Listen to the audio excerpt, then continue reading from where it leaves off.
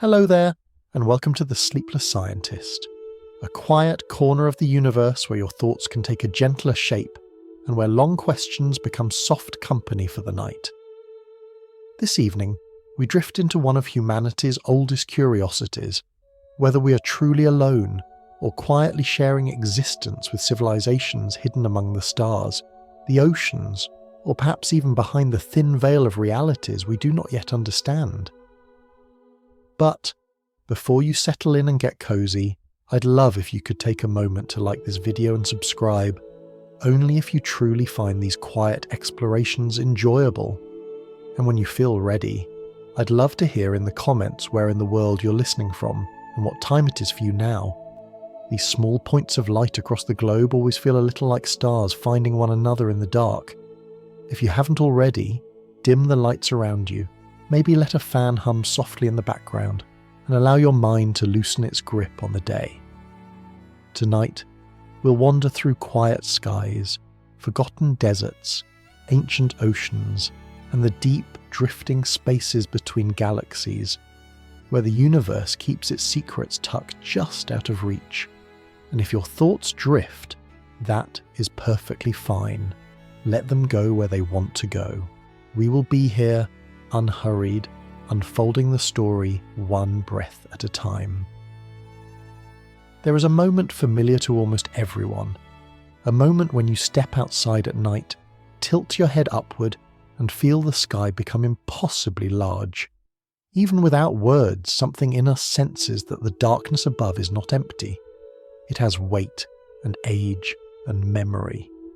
It pulls gently on the edges of our thoughts, reminding us that for all our cities, lights and noise, we are still small creatures standing on a small world, wrapped inside a vast and ancient silence. For centuries, civilizations have watched this same darkness.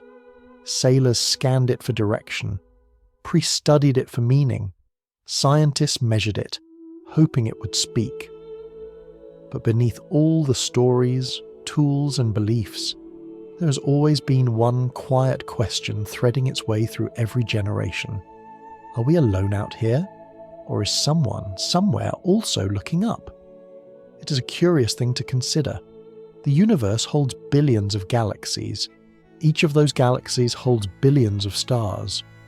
Around many of those stars turn worlds, some scorched, some frozen, some wide ocean spheres drifting in soft light, and in the narrow spaces where warmth and coolness balance just right, where water can breathe across a planet's surface without turning instantly to steam or ice, life may find its foothold.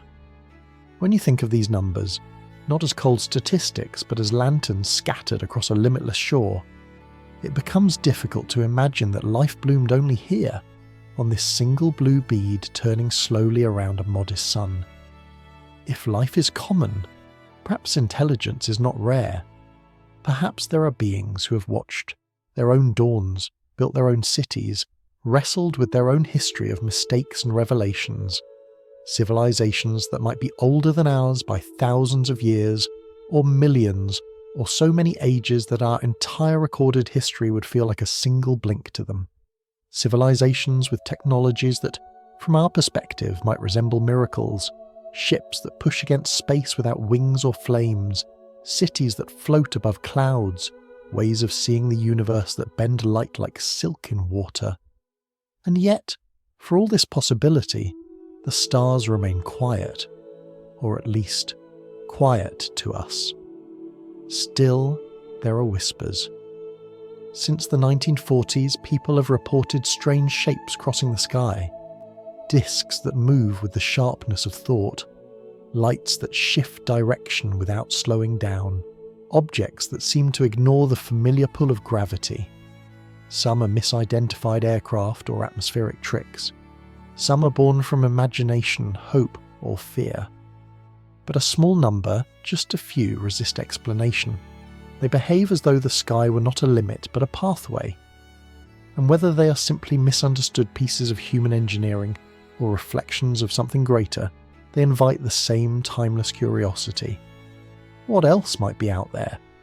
Part of what draws us in is not just the possibility of visitors from other stars, but the gentle uncertainty of it all. The universe does not answer quickly. It does not rush. Instead, it leaves signs like footprints half buried in sand, ambiguous, suggestive, and beautifully frustrating. A military pilot sees a shape turning against a strong wind, rotating as though lifted by invisible tides. A farmer in the countryside finds soil pressed down, as if by something heavy, but leaves no clear trace of what it was. A child watches two bright objects drifting silently overhead and remembers it years later as though it were a dream. These moments, scattered across continents and decades, are like small ripples in a much larger pond. Whether they represent something unknown or simply our desire for the unknown, they keep the question alive. And perhaps that is the point. The search for other worlds is also the search for ourselves. When we wonder who might be travelling through the dark, we're also wondering who we might become. Intelligent life, wherever it exists, must face its own storms. Technological leaps, moral crossroads, moments where survival and wisdom are tested. These stories belong to us, but likely belong to many others as well. Even if we never meet them, imagining their existence can be comforting. It suggests that we are part of a wider tapestry, threads woven across unimaginable distances, each carrying its own colour, its own rhythm, its own fragile hopes. And in the quiet, when the world around you has fallen to a hush, it is easy to believe that somewhere another mind is drifting through its own night, wondering about us in return. And so we keep looking up, not because we expect an answer tomorrow or next year, or even in our lifetime, but because the act of looking is its own form of connection. It reminds us that the universe is not just a place of stars and orbits, but a place capable of holding stories, questions and dreams, ours and perhaps many others. There is a certain stillness that settles over the world at high altitude. Pilots often describe it not as silence, but as a kind of gentle suspension, as if the sky were holding its breath. The engines hum steadily, the horizon stretches in a soft curve, and the earth below seems far away and unhurried. It is a place where every motion has a reason. Every turn, every climb, every change in speed follows the familiar rules of gravity and lift, which is why the events that unfolded in recent years have stayed in so many minds.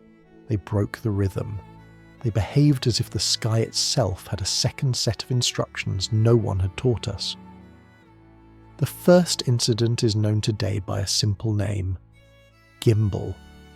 The recording came from the camera aboard a fighter jet flying along the eastern coast of the United States.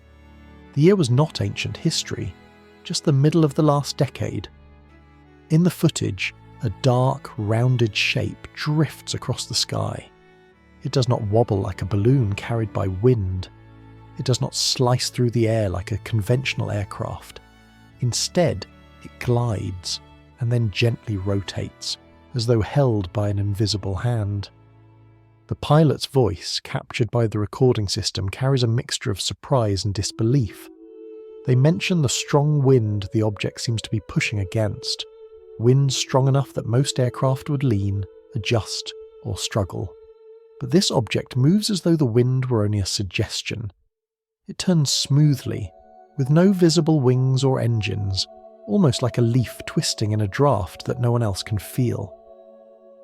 The rotation itself is what startled many who later studied the footage. In ordinary flight, rotation changes airflow, pressure, balance. It is not something done casually. Yet here the object seems to turn with the slow ease of something unconcerned with aerodynamics at all, something that does not rely on wind to stay aloft. The pilots offered no explanation. They simply watched it drift into the distance and vanish from sight. Another encounter, known informally as Go Fast, recorded an object skimming close to the ocean surface. The camera locks onto it and struggles to keep up. The shape moves quickly, far quicker than a bird or drone pushed along by coastal winds. The voice of the pilot comes through again, filled with the same unguarded astonishment you might hear in someone witnessing an unexpected trick of nature. But this was not nature. The object travelled with a steady momentum that suggested purpose. It maintained height without wings. It did not leave trails or ripples on the water below. It simply passed over the ocean like a whisper brushing across a sheet of glass. A third incident, captured years earlier, off the coast of California, involved an object shaped something like an oval stone, smooth, pale, and strangely steady. The pilots observing it noted its ability to keep pace with their aircraft despite showing no exhaust, no light, no flutter of control surfaces. They watched it move as though riding a current that no one could see. When it shifted directions, it did so with the unmistakable sharpness of intention, and then, just as quietly, it accelerated away until it became a distant speck and finally nothing at all. When these recordings were later confirmed to be genuine, the devices that captured them, the pilots who witnessed them, the radar systems that tracked them, interest in the phenomenon rose again, not with panic and not with certainty that they were visitors from another world, but with renewed wonder. These objects did not behave like weather. They did not behave like experimental aircraft, at least not the kind we're used to seeing. They behaved as though the limits that bind us, the air that resists our movement, the need for lift, the careful balance between speed and direction, did not apply to them in the same way. It is tempting to leap to extraordinary explanations, our minds like stories that jump to the stars. But even if these shapes were born from human ingenuity, secret projects, prototypes, or technologies still hidden behind enclosed hangars, the very act of witnessing them reminded the world how large the unknown still is. But there is more to these encounters than just the objects themselves. There is the emotional texture of the people who saw them. Trained pilots spend thousands of hours learning to read the sky, to identify shapes and behaviour with instinctive clarity. Their lives depend on recognising what should be there and what should not. And in each of these recordings, what struck listeners most was not the object, but the tone, the spontaneous laughter of disbelief, the quiet murmurs of surprise, the rare moments when experts spoke not with certainty, but with awe.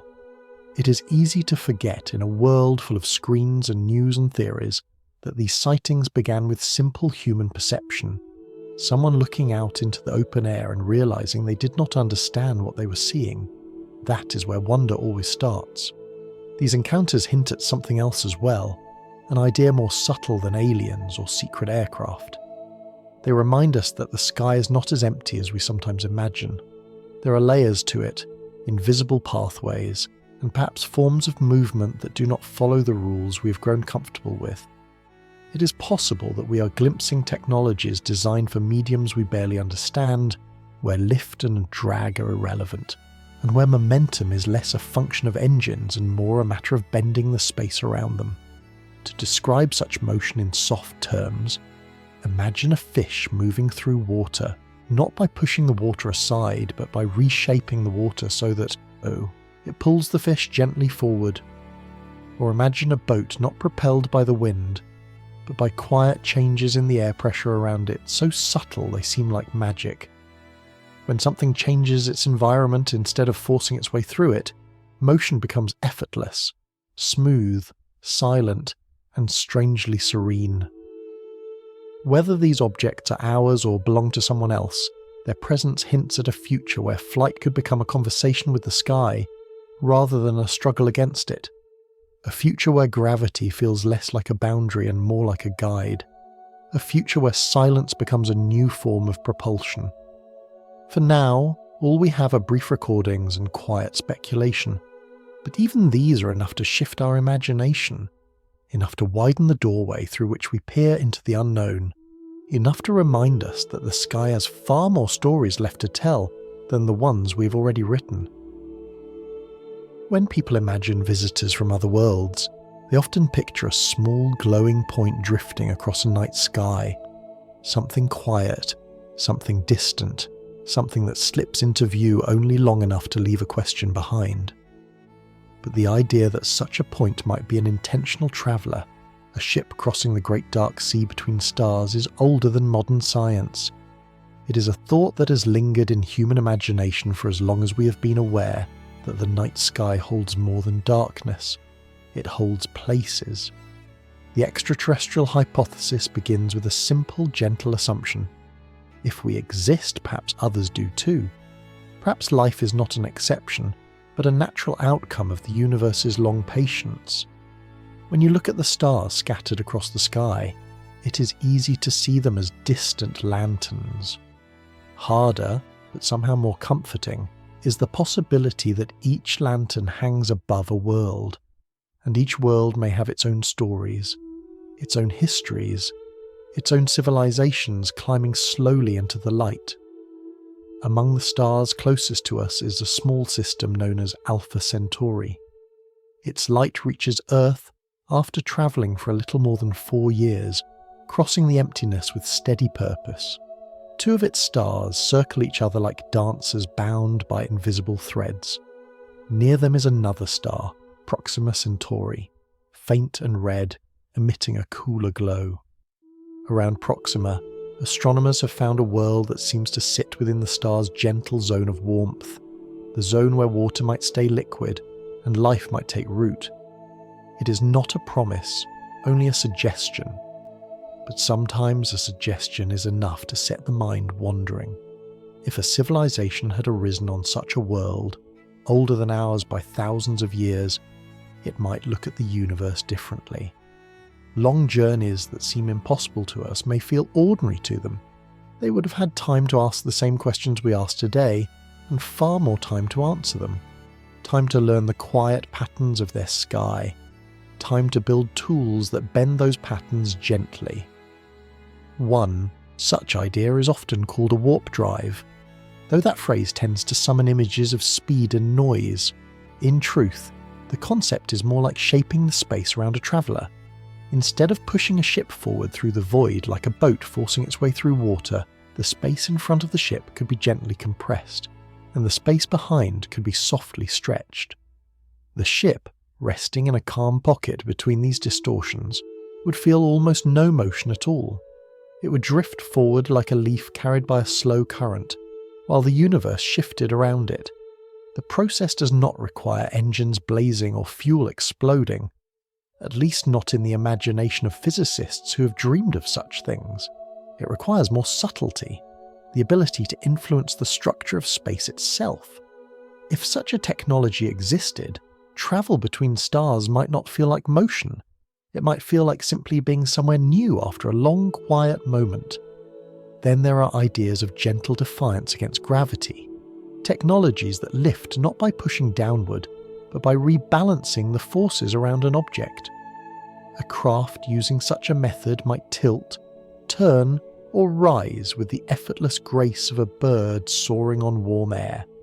It might rotate in a breeze without being carried by it. It might change direction so smoothly and suddenly that the motion looks almost playful.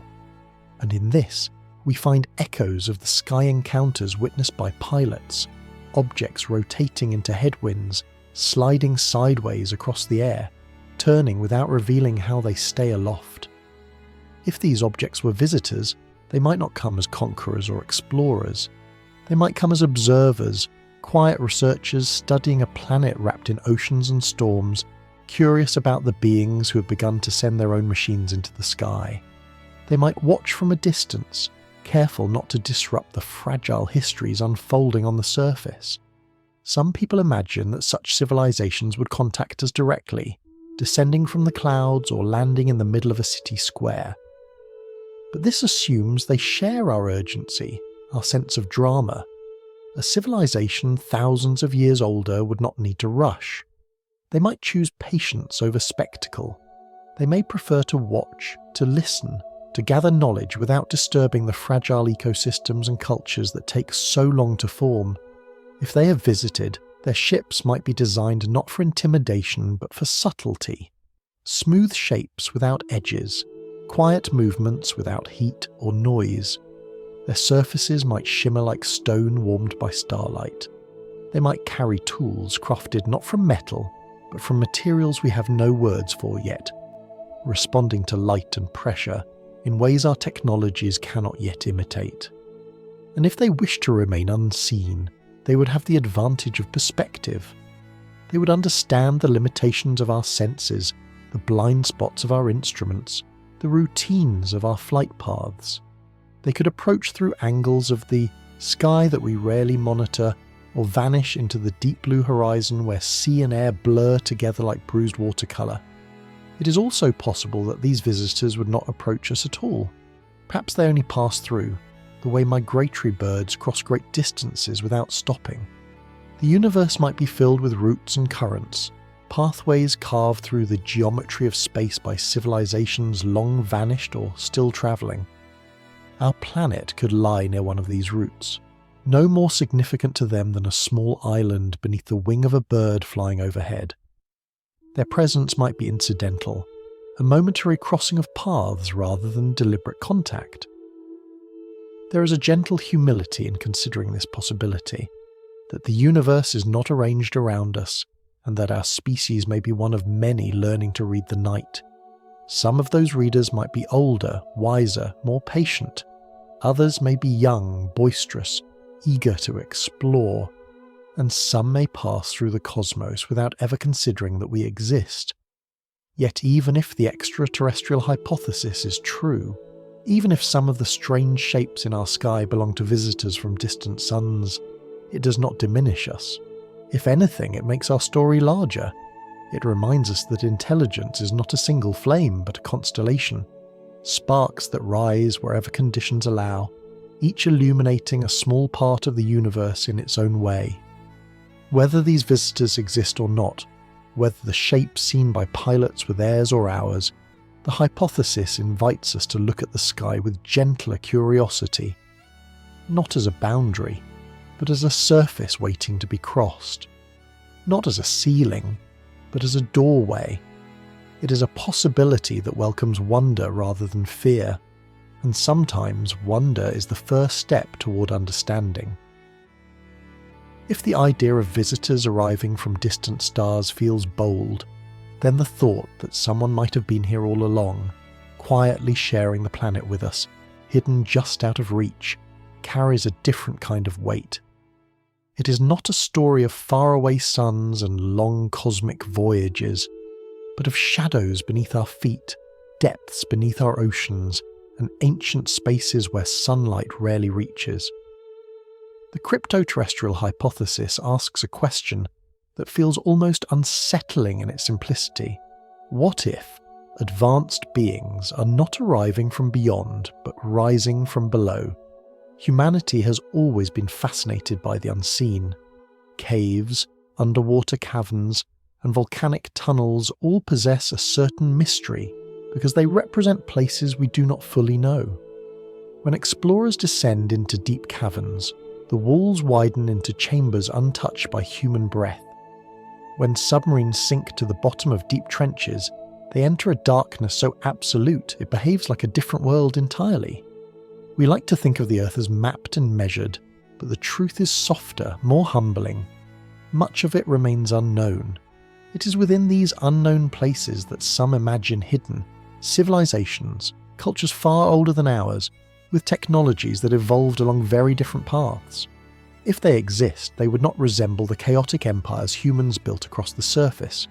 They would move through darkness instead of light, through water instead of air, through silence instead of noise.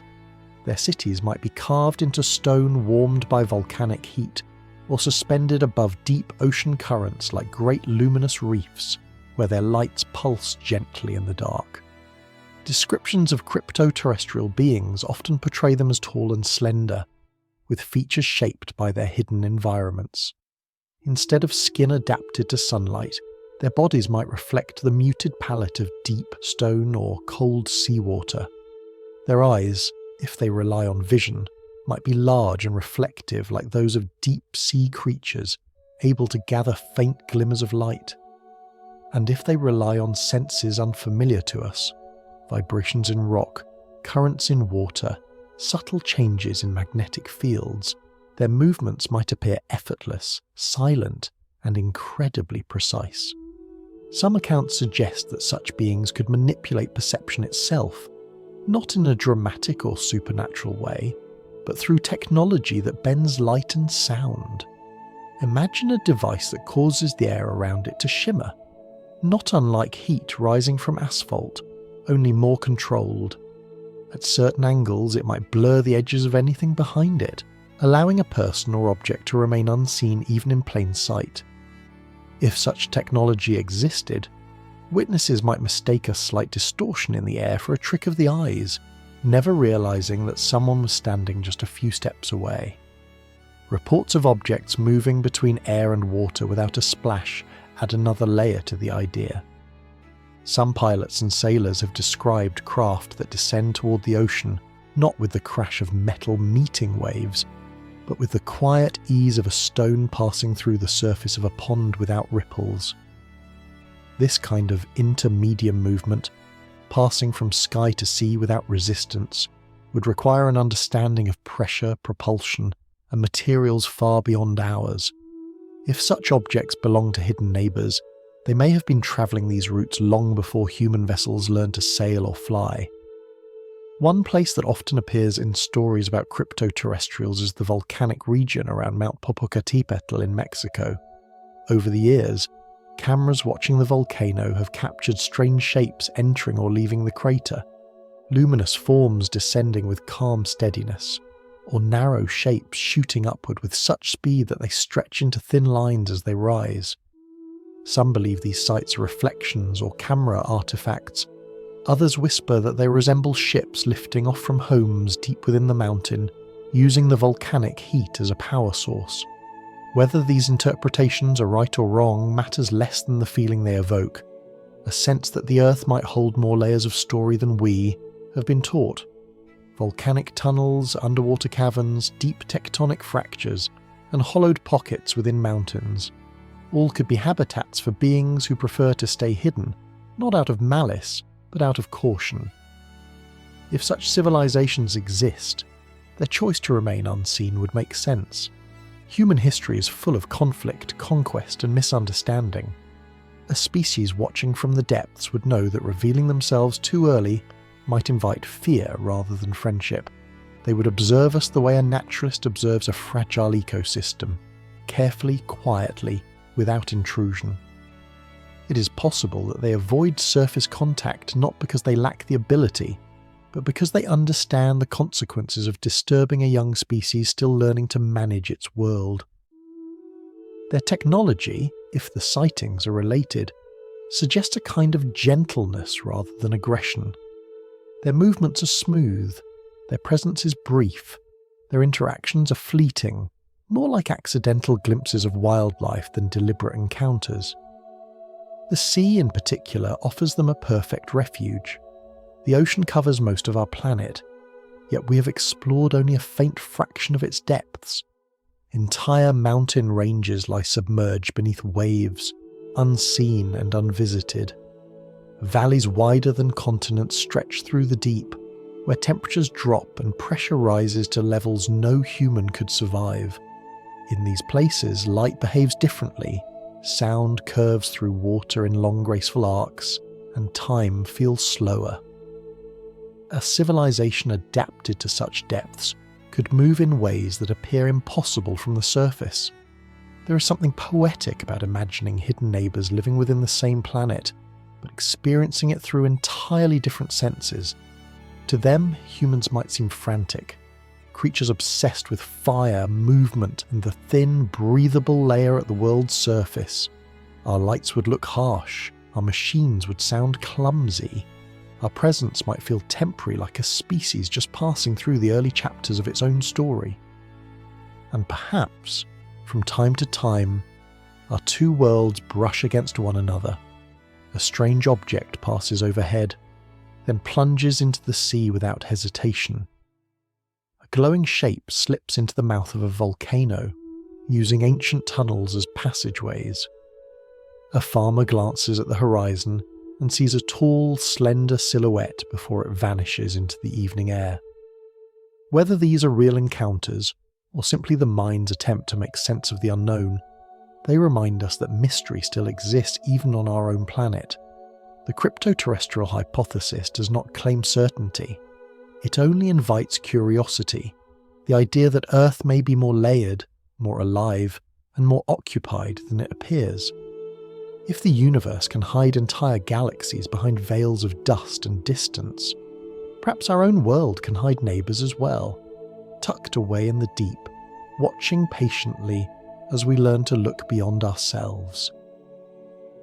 Among all the possibilities imagined to explain the strange shapes that cross our sky, perhaps the most delicate and the most difficult to dismiss are the ones that do not involve distances measured in light years, but boundaries measured in layers of reality. These ideas do not ask us to picture vast starships racing through the cold between suns.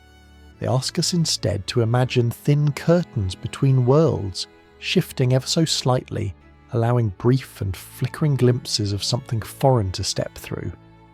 The interdimensional hypothesis begins with a simple observation. The universe may not be a single, solitary stage.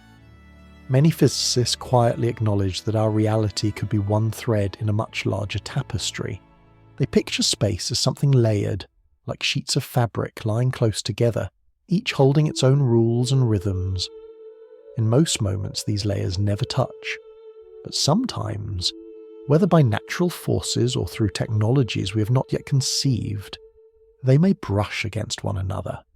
If that happens, a being from another layer of reality might appear in ours, not by crossing a physical distance, but by stepping sideways. The journey would not require propulsion or fuel. It would require knowing how to slip through seams where the fabric of existence softens. If you imagine 2 pages in a book pressed together, a creature moving from one page to the next would not travel miles, but merely pass through the thin space between them. Witnesses of unusual encounters sometimes describe beings with an oddly translucent quality, figures that seem present and yet not entirely solid, as though they are made of light that has lost its sharpness. They move quietly and fade quickly. Their shapes resemble the human form in some accounts, while in others they seem to flow or shimmer, as if their bodies are not shaped by muscles and bones but by patterns of energy held in delicate balance. Such descriptions could be illusions, dreams, or misinterpretations, and yet they linger in the imagination because they feel strangely plausible in a universe where most of what exists remains unseen. If a civilization learned how to navigate these seams between dimensions, they might travel effortlessly, not only across their world, but across many. Their visits to our reality might not be deliberate. They might be accidental, the result of experiments, natural fluctuations, or the gentle shifting of 2 neighbouring realities drifting too close. Or, if intentional, their motives might be carefully restrained. Contact between dimensions could be dangerous for both sides, like 2 ecosystems brushing against each other for the first time.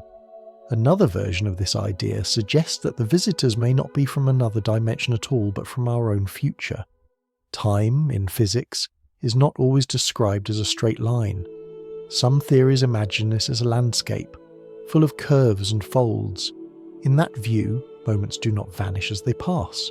They settle behind us like footprints in soft ground, still present even after our steps have moved on. If a far future civilization learned how to navigate these folds, they might return to earlier eras not by travelling faster than light, but by slipping into older layers of the world. A time traveller would not need a glowing machine or a dramatic portal. They would simply arrive, quietly, unexpectedly, without the usual signs of machinery or engines.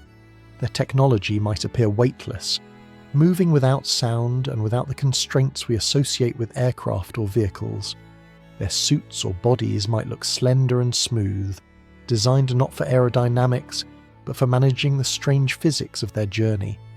Their eyes might be larger, adapted to different environments, or simply shaped by the long evolutionary path between their time and ours. Some witnesses describe beings with this kind of future familiarity, humanoid shapes, with features that seem a little too refined, too symmetrical, too expressive for anything entirely alien. And unlike interdimensional entities, time travelers would have a reason to observe us. Their presence might be scientific, archival, or even ancestral. They might study us as we study fossils, trying to understand the early chapters of a story that eventually becomes their own. Yet even this idea carries its paradoxes. If they come from our future, do their visits change the path that leads to them? Or are all outcomes already woven into the universe's pattern? In a gentle interpretation, time may not be something we change, but something we explore. Like walking through a forest where every trail already exists, whether or not we choose to follow it. A traveller from the future would not rewrite history. They would simply visit it, the way one visits an old photograph brought to life. Still, whether these beings stepped from another dimension or another century, the sightings associated with them often share a similar texture. The objects they use appear to blink into view with unusual ease, as though they have not flown in from a distance but emerged from thin air. Their movements are abrupt yet smooth, lacking the typical signs of acceleration. They leave no wake, no exhaust, no familiar traces. They appear, pause, and then vanish, sometimes rising upwards so quickly that they stretch into streaks, sometimes fading as though folded back into the darkness. If such travellers exist, their technology would be far beyond ours, but not necessarily mechanical in the way we imagine. Instead of relying on fire and force, it might rely on principles that feel close to the natural world. A perturbation in air pressure, a distortion in the space around the craft, a soft glow produced not by heat, but by something more subtle, like the faint shimmer you see above a road on a warm day, when light bends through air that has become warped by temperature. Even more intriguing is the possibility that these visitors are limited in how long they can remain here. Perhaps the doorway that allows them to step into our world is fragile, capable of holding open only briefly before retreating. That fragility would explain the fleeting nature of so many encounters, the way they appear as brief flashes, as if the universe itself is inhaling and exhaling, and during one of those breaths something slips through. Such ideas might sound fantastical, but they require no violation of hard rules. They simply ask us to consider that our understanding of reality is incomplete. Many scientific models already suggest that our universe may hold hidden dimensions, folded tightly like threads woven into a larger design. If so, then life that evolved under different rules might exist just beyond our perception, shaped by physical laws we have not yet learned to read. The interdimensional and time traveller hypotheses do not claim certainty. They offer two quiet possibilities for why some sightings feel unlike anything we produce, even in secret, and they invite us to imagine a cosmos not limited to the visible, but rich with hidden layers and hidden timelines, each holding its own form of life, intelligence, and curiosity. If the sky sometimes reveals a flicker of something unfamiliar, it may be less a message and more a ripple, a soft reminder that the universe contains more rooms than the one we live in, and more neighbours than the ones we know. When stories of unidentified craft appear in the news, they often ignite speculation about distant stars and unknown civilizations. But just as often, a quieter possibility sits close at hand, one rooted not in the cosmos, but in our own deserts, laboratories, and high-security hangars. Long before the public saw the first strange object captured on military cameras, governments around the world had already built a deep architecture of secrecy. And within that hidden architecture lie projects, prototypes, and experiments that blur the line between the ordinary and the extraordinary. To understand why some sightings resist easy explanation, we step for a moment onto solid ground, into a world of classified aircraft, silent runways, and programs that move in darkness not because of deception, but because innovation sometimes requires shadows. One of the quietest places on Earth, at least on paper, is a stretch of desert in Nevada, where the land rises in pale ridges and the air shimmers with heat. This is the location commonly known as Area 51. Its official purpose is straightforward: a testing site for advanced aircraft. Yet simplicity is often a mask for complexity. For decades, this corner of the desert has been home to planes so unusual that, when first seen, they defied all known expectations. Triangular silhouettes gliding without visible wings, aircraft shaped like sharpened diamonds, absorbing radar like cloth absorbs water, engines that whispered instead of roared. It is little wonder that many early UFO reports coincided with the development of these machines. The U-2 reconnaissance aircraft, for example, once soared at altitudes no other plane could reach. To those watching from the ground in the 1950s, it seemed impossible for something to move that high without falling. Later, the A-12 and the sleek craft that followed travelled so swiftly that the sky barely reacted to their presence. Even the famous jet with faceted panels, its skin made not for aesthetics, but to scatter radar waves like pebbles thrown into a lake, appeared in the night sky as a shape that did not resemble any known machine. The public had no reference point for such designs. They became mysteries simply because they did not announce themselves, but secrecy can also deepen genuine mysteries rather than erase them. The story of Roswell remains suspended between two versions of the world, one plain and one perplexing. In the summer of 1947, after a night of storm sweeping across New Mexico, a rancher came across strange debris scattered across the desert floor. Some pieces felt lightweight yet oddly strong, bending in ways metal isn't supposed to bend. Others had markings that resembled writing, though not in any alphabet he recognized. The military arrived quickly, cleared the area, and issued a statement that shook the country: the recovery of a flying disc. Almost as quickly, that statement was withdrawn. The object, they said, had not been a disc at all, but a weather balloon, a simple misunderstanding. And yet the contradiction lingered in the air like a grain of dust caught in a beam of sunlight. Small, but impossible to ignore. Different witnesses told different stories. Some described materials that behaved more like memory than metal. Some claimed to have seen small figures carried away under canvas.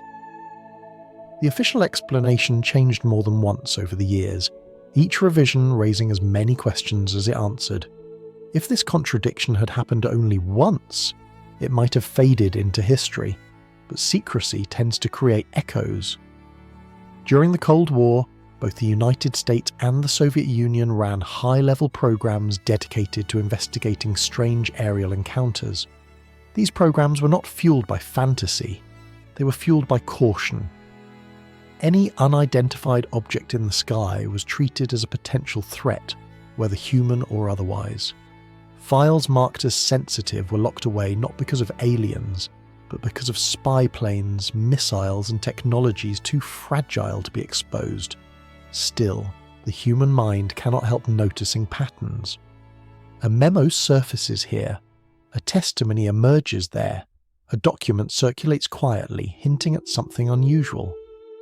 One infamous set of papers, collectively referred to as the Majestic 12 documents, described a secret committee allegedly tasked with handling encounters with non-human craft. The document's authenticity remains disputed, riddled with inconsistencies and stylistic puzzles. Yet the idea behind them, the notion of a tightly controlled, compartmentalized group with access to truths not shared with the public, continues to live in the spaces between trust and uncertainty. Another story, whispered through the years, involves a conversation said to have occurred between a senior military officer and a department official. In this quiet exchange, recounted in a document that many believe but few can verify, the officer described discovering a deeply hidden program studying an unfamiliar craft, one that did not belong to any nation. Whether the account was real, misinterpreted, or part of a misunderstanding, it captured something essential: the sense that even those in high positions may be shut out from certain rooms. Part of what makes these stories endure is not proof, but pattern. Around the world, allies share information through networks that operate quietly, networks built not for public curiosity, but for safety. Weather radars, surveillance satellites, infrared sensors, air defense systems, all record strange movements from time to time. Most of these are explained quickly, but the unexplained ones travel through hushed channels where their details are examined carefully and their origins debated behind doors that do not open easily. And yet, despite all this secrecy, there is a softer truth underneath. The unknown does not always hide behind malicious intent. Sometimes it hides because the world is complicated. Sometimes it hides because revealing too much, too soon, could cause confusion or fear. Advances in stealth technology, propulsion experiments, and unmanned systems all create shapes and behaviours that ordinary witnesses cannot categorise. These shapes become stories. Over time, the stories become part of a mythos larger than any single aircraft. Even so, secrecy has a cost. It creates unanswered questions, holes in the map that draw the imagination inward. When people encounter something that moves in silence and defies familiar expectations, the absence of explanation becomes its own kind of explanation. The mind fills in what the world withholds.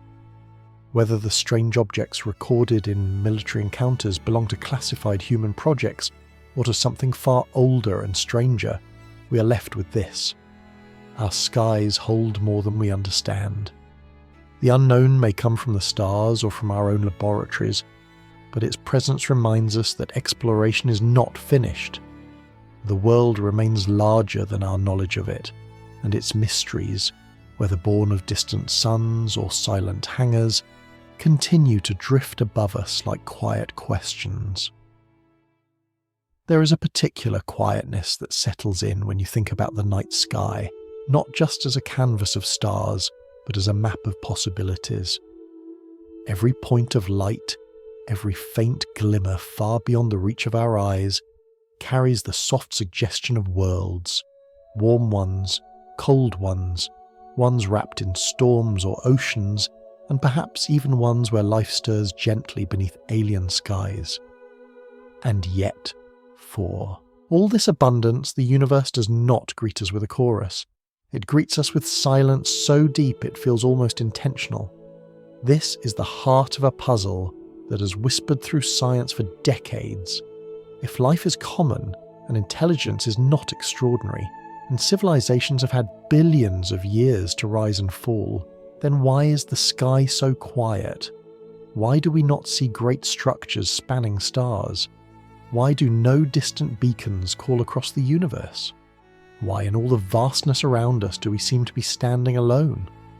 The question is known to scientists by a name, but the name is less important than the feeling behind it. A gentle, persistent ache. It invites us to wonder whether we are early or late, or simply lost in a vastness that obscures everything except our own thoughts. One possible explanation is distance. Space is far larger than our instincts allow us to grasp. When we look at the nearest stars, their light takes years to reach us, crossing a darkness so wide that it swallows signals, dissolves them into background whispers, and stretches every bright message until it fades into the cosmic hum. It could be that civilizations speak, but their voices never make it to our shores. The universe may be full of distant conversations we simply have not learned to hear. Another possibility lies in the way life might communicate. Humans send messages using radio waves because radio is what we know. But a civilization far older may see radio the way we see smoke signals, primitive, fragile, and quickly lost to the wind. They may communicate using methods that leave no trace we can detect, beams of structured light, subtle shifts in gravity, or patterns woven into particles so delicate they resemble thoughts more than signals. If so, our antennas would be listening for languages no one else uses anymore.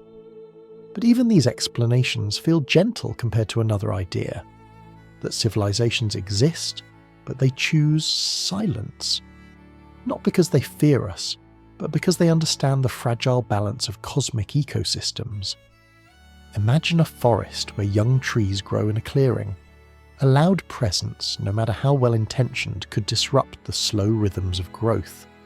In this view, advanced civilizations may treat inhabited worlds as protected habitats, watching from afar without interfering, the way a patient naturalist respects the boundaries of a wild field. This is sometimes compared to a kind of cosmic sanctuary, a place where emerging species can grow without the overwhelming influence of their elders. Some thinkers extend this idea even further, suggesting that the quiet might not be a choice, but a rule. Perhaps there exists a kind of unspoken agreement among advanced civilizations to observe, but not engage, to safeguard younger worlds from cultural shock, to preserve the freedom of civilizations like ours to discover themselves without being overshadowed. But not all explanations are so gentle. The universe can be unkind, even indifferent. Stars live brief lives compared to the age of the cosmos. Some expand suddenly, unleashing waves of radiation that wash over nearby worlds like a silent firestorm. Others collapse inward, igniting in brilliant flashes that ripple across space like the final exhale of a dying giant. Entire regions of galaxies have been reshaped by these stellar outbursts, moments when the universe seems to forget its own serenity. A world could flourish for millions of years, nurturing a civilization that rises, thrives, and reaches for the stars, only for a distant sun to swell violently, sending a wave of light that tears through its skies, strips its atmosphere, and leaves nothing but a memory buried in cooling dust. When you consider how many stars live in unpredictable cycles, it becomes easier to imagine how many civilizations might have been erased before their voices had time to travel far. There are darker possibilities too, ones that reflect more on the nature of intelligence than on the nature of stars. Some imagine that civilizations face a point of crisis when their technology grows faster than their wisdom. Conflicts arise, resources strain, and tools meant for progress become tools for destruction. In this view, silence is not a sign of emptiness, but of loss. The universe may once have been full of voices, each rising brightly before fading under the weight of its own contradictions. And yet, amid all these sobering ideas, there remains one possibility that feels both comforting and unsettling. Perhaps we are early. Perhaps the universe is not quiet because civilizations have vanished, but because they have not yet begun. Human civilization has existed for only a small fraction of cosmic time, barely a breath in the life of the universe. The first stars ignited billions of years before Earth even formed. The galaxy is still young. The conditions for life may only now be beginning to bloom across thousands of worlds, each waiting patiently for their own stories to unfold. If this is true, then our loneliness is temporary. We're not the first chapter, but an early one. Somewhere, on worlds we cannot yet reach, sparks of life may be stirring, slowly organising themselves into forms that will one day look upward and wonder, as we do now, whether they are alone. The silence of the universe is not an answer. It is a pause that allows us to think, to imagine, to dream. It invites us to listen more carefully, to search more patiently, and to understand that knowledge does not always arrive with sudden clarity. Sometimes it comes slowly, like dawn spreading across a horizon, revealing shapes one by one. Whether the silence is protective, accidental, or the result of cosmic tragedies scattered across time, it helps us appreciate the delicate rarity of our own existence.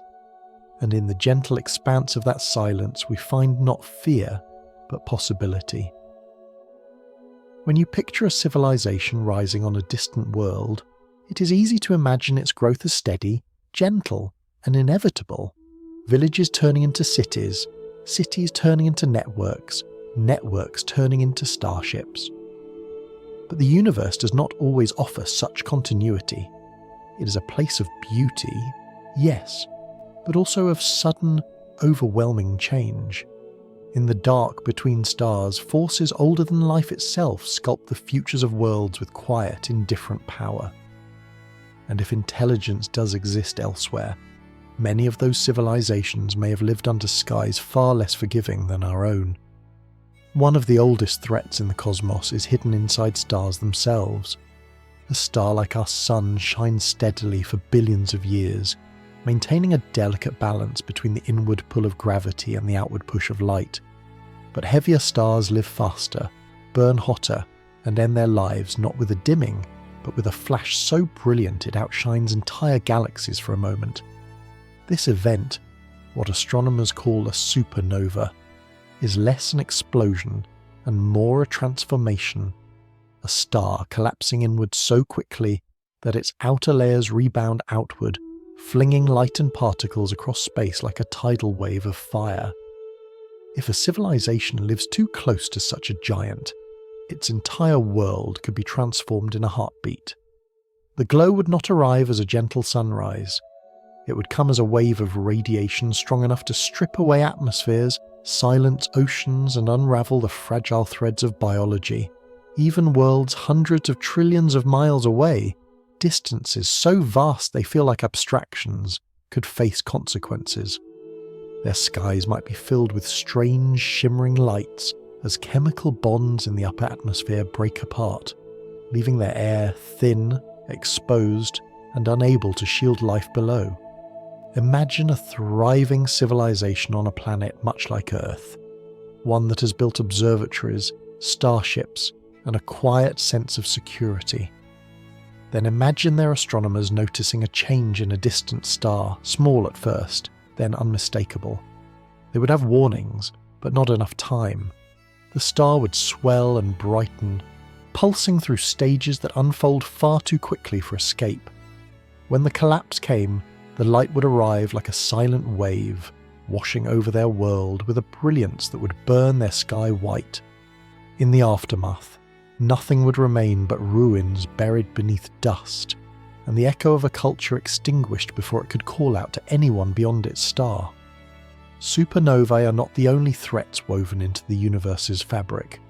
In the vast currents of galactic motion, there are darker travellers, objects so dense they pull on space itself, stretching it like cloth. These are black holes, the remnants of collapsed stars, and sometimes the result of two black holes spiralling together until they merge. When that happens, the newly formed giant can be flung away from its birthplace with gentle but unstoppable momentum, like a stone skipping across a cosmic pond. These wandering black holes roam the galaxy quietly, with no glow or heat to reveal their presence. They do not announce themselves. They drift through the dark with the calm, steady patience of something that has forgotten how to stop. And when one passes through a planetary system, the effects can be catastrophic even without direct collision. The gravity surrounding a black hole is not a violent grab, but a reshaping, pulling planets off their orbits, stretching them into long, thin arcs, or sending them spiralling toward the hole's invisible centre. A civilization might watch the growing distortion in their night sky with rising confusion. Their constellations would twist, their seasons would shift, their oceans might swell without warning, responding to a pull no moon could explain. And then, as the black hole approached, the planet itself might begin to elongate subtly, as though drawn toward a distant whisper of gravity. In the final moments, the world would stretch into a luminous thread, a process sometimes described as spaghettification, though the term sounds far lighter than the reality it describes. The planet's structure would unravel, its matter pulled into a delicate stream spiralling inward. Within minutes, an entire civilization could vanish into the quietest darkness in the universe. Even smaller black holes pose dangers. Some drift through galaxies like cold embers, invisible except for the way they bend starlight behind them. Others remain hidden within dust clouds, detectable only when they distort the orbits of stars nearby. Their presence suggests that the galaxy may be filled with silent wanderers waiting to cross paths with unsuspecting worlds. Then there are the stars that burn quietly but unpredictably. Red dwarfs, Small, cool stars that live for trillions of years seem at first like ideal homes for life. They shine gently, conserving their fuel with remarkable discipline. But many red dwarfs have volatile tempers. They can unleash enormous flares, bursts of light, and charged particles that erupt without warning on a planet orbiting close, because such stars give off little warmth. These flares can act like repeating storms of radiation.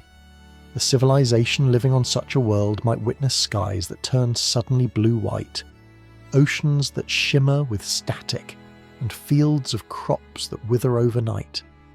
Their atmosphere might be battered repeatedly, weakened, and finally stripped away until nothing remains but a barren surface, scorched by a star that once seemed gentle. When you consider these dangers, supernova, flares, drifting black holes, and countless other cosmic hazards, silence in the universe becomes less mysterious. Many civilizations may have started, flourished, and then faded before they could reach the technological stage needed to send messages or build megastructures. Their voices might have been brief, swallowed by the long, slow movements of the stars. In this context, the absence of contact does not imply emptiness. It implies fragility. Life may flourish easily but survive only rarely. The universe might be filled with stories that ended before they had the chance to echo across space. Yet within this somber picture lies a subtle sense of wonder. The fact that life arose on Earth, endured its storms, and reached a moment where it can look beyond its own sky is extraordinary. Against the backdrop of cosmic violence, our existence becomes not just a mystery, but a miracle, one that, for now, remains intact. Perhaps the stars are silent not because no one is out there, but because the universe erases loudly and creates quietly. Somewhere, in the spaces between those two truths, we are listening, waiting, wondering. When you look at the night sky long enough, there comes a moment when the stars stop appearing as distant pinpricks and begin to feel like quiet invitations. Each one shines with the memory of a story already in motion, a story that may include worlds, oceans, skies, languages, and forms of life shaped by forces we've never known. If even a few of those worlds have nurtured civilizations older than ours, then somewhere across that vastness, there must be cultures that have learned to gather the energy of their surroundings with an ease we can scarcely imagine. It is this gentle idea, the scaling of a civilization's reach, that forms the heart of the Kardashev scale. Though often introduced with numbers, the scale is better understood as a series of widening circles around a campfire. The first circle represents a species that has learned to harness the full warmth of its home. The next circle draws from an entire star. The third gathers light from whole constellations, and beyond even these there may be circles so large they fade into myths we have not yet learned to dream. A Type 1 civilization is one that knows how to use and redirect the natural forces of its planet with grace. Instead of being at the mercy of storms, tides, earthquakes, or climate, it would gently guide these forces, shaping them like a potter shapes clay. Imagine cities that draw warmth from shifting winds, turning them into power without noise or waste. Imagine machines that sip energy from ocean currents, the way trees drink sunlight, or networks that gather lightning not as danger but as nourishment. A planet guided by such a civilization would feel alive in a new way, not chaotic, but harmonized. The natural rhythms of weather and light would no longer be enemies to endure or exploit, but tools woven into daily life. Humanity is not yet such a civilization. We have learned to command only a sliver of the energy our world offers. We borrow from fire, wind, water, and the quiet pull of the earth itself, but our methods remain clumsy. We're still learning to handle power without harming the cradle that holds us. If the scale were a ladder, we would not yet have reached the first rung. We are rising toward it, slowly, as though learning to stand. For the first time, far above that lies the idea of a Type 2 civilization, one that has learned how to gather the full radiance of its star.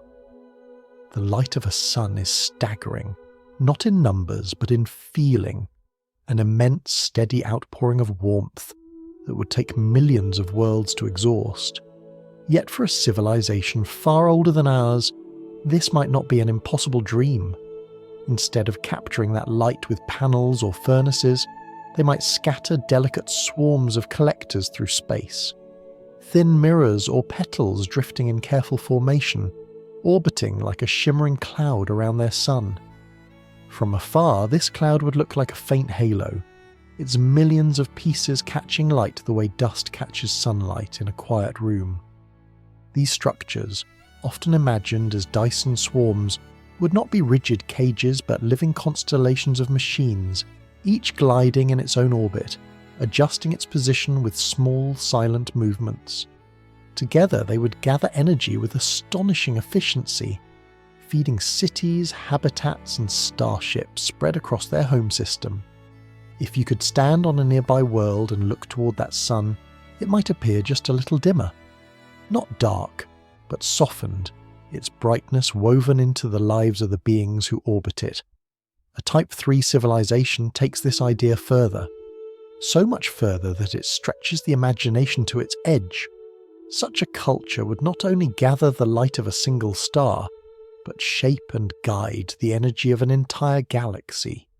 Millions of suns, billions of worlds, each offering their own warmth and gravity and motion. A civilization at this level might inhabit clusters of stars the way we inhabit neighborhoods, building pathways of light between solar systems, managing the flow of energy across thousands of light years with a kind of cosmic orchestration. The image of a Type 3 civilization is not one of dominance but of scale. Imagine shepherds moving among vast herds, guiding them gently across open plains. Now replace the herds with stars and the plains with spiral arms of a galaxy. Such civilizations would not merely survive the universe, they would participate in shaping it. Their knowledge of physics, time and space would be so mature that the boundaries between natural and engineered structures might blur. A glowing arc on the edge of a nebula could be a stellar nursery preparing itself for new suns. A ripple in starlight could be the quiet footstep of a vast machine drifting between systems. It is easy, when hearing this, to feel small. Our entire species lives on a single world, circling a single star, one among countless others. And yet there is something tender in this perspective. A young civilization is like a spark. Small, yes, but full of potential. Every great flame begins as something fragile, something easily extinguished, yet capable of growing into a force that warms and illuminates the world around it. Perhaps the most humbling thought is that Type 1, Type Suku, and Type 3 civilizations might not see themselves on a ladder at all. They might see themselves simply as caretakers of their environments, whether those environments are planets, stars or galaxies. The scale we use to measure them is just a reflection of our own desire to categorize the unknown. For them, energy would not be a goal, it would be a language, a way of expressing their relationship with the universe. From this perspective, humanity's current position, still learning how to use its world without damaging it, is not a sign of weakness, but of youth. We're a species beginning to notice the subtle connections between climate, oceans, winds, and the life that depends on them. We are stepping into the first glimmers of understanding how to gather energy without consuming our home. In the long timeline of the universe, these are early lessons, and early lessons are always delicate. This is why the Kardashev scale remains both inspiring and humbling. It stretches our imagination without demanding precision. It shows us what could be possible if a species grows with patience and wisdom. And it reminds us that the universe is filled with generations of stars older than we can comprehend. Each one a potential cradle for life that may have already walked the path we're only beginning. If we listen carefully to the silence between stars, perhaps we can hear the faint echo of civilizations that have taken those steps long before us. And perhaps, one day, we may join them, not by conquering the cosmos, but by learning to live in harmony with its light. If the Kardashev scale is a ladder of possibility, then the next step, imagining what advanced civilizations actually build, is a doorway into wonder. It asks us to picture structures not bound by the limits of steel or concrete, but shaped by a deep understanding of gravity, light, and the quiet choreography of cosmic forces. These megastructures are not just buildings or machines. They are landscapes in their own right, habitats and tools woven into the fabric of space itself, each carrying the unmistakable signature of beings who have learned to partner with the universe rather than push against it. One of the most beautiful ideas imagined by human thinkers is a type of living habitat known as a McKendree cylinder. Though its origins rest in engineering thought experiments, the image it evokes is gentle, a pair of enormous, slowly turning valleys suspended in the dark. Imagine standing inside a long, hollow cylinder, wide enough that you could look across its interior and see the curve of land rising upward, fields, rivers, and forests climbing the inner walls until they meet at the top like two worlds touching. As the structure turns, a soft pull presses your feet to the ground, creating the sensation of gravity without any planet beneath you. From a distance, these cylinders would look like glimmering threads, drifting through starlight with the calm patience of drifting seeds. In the skies of some imagined worlds, floating cities drift through dense atmospheres like lanterns riding a warm breeze. These cities would not need heavy foundations or rigid towers. Instead, they might rest atop vast, buoyant chambers filled with lighter gases, rising and falling with the gentle currents of their planet's upper atmosphere. Their platforms could glow with filtered sunlight, their edges curling like petals, slowly adjusting to the rhythms of wind and pressure. Such structures would be homes for civilizations that learned to treat the skies not as an obstacle, but as an ocean, one that could be navigated with quiet, graceful ease. On colder worlds or unstable ones, a civilization might learn to guide their planet's path in space. Planetary orbit reconfigurers, as some call them, would be enormous engines drifting just beyond a world's surface, gentle tugboats pushing against gravity, nudging the planet into safer orbits or adjusting its tilt to bring seasons into harmony. These devices would not roar or blaze. Instead, they would emit long, slow pulses of force, like distant heartbeats, gradually steering the planet the way a shepherd guides a flock. Over centuries, such careful shaping could protect a world from storms of radiation, close encounters with wandering asteroids, or the slow brightening of its own star. Even more astonishing is the idea of capturing energy from black holes, the darkest, most powerful engines in the cosmos. Though the term hole suggests emptiness, these objects radiate immense energy from their swirling rings of superheated matter. Civilizations far beyond our stage of development might construct immense circular structures around such a ring, hovering safely at a distance where the light is not destructive but dazzling. These energy harvesters would glint like jewels in the shadows, collecting the glow that spills out as matter spirals inward. From afar, they would appear as faint halos around an invisible core, shining with the soft colours of heat too intense to imagine. Other travellers might prefer motion instead of anchoring.